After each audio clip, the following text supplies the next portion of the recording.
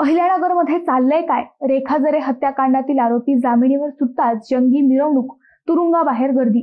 सामाजिक कार्यकर्त्या रेखा जरे हत्याकांडातील मुख्य आरोपी सागर भिंगारदिवे याची तात्पुरत्या जामिनीवर सुटका झाल्यानंतर त्याची 4 चाकीतून मिरवणूक काढून स्वागत केल्याचा व्हिडिओ सध्या सोशल मीडियावर व्हायरल होतोय. तुरुंगासमोरून आरोपीला खांद्यावर घेऊन त्याच्या समर्थकांनी स्वागत केल्याचे व्हिडिओ दिसत आहे.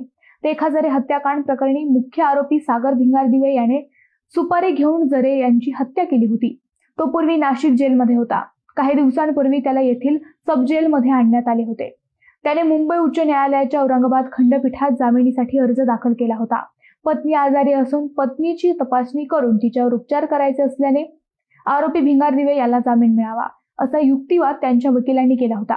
युक्तिवाद ऐकल्यानंतर भिंगारदिवे याला जामीन मंजूर केली. तो शनिवारी येथील सब जेलमधून बाहेर आला.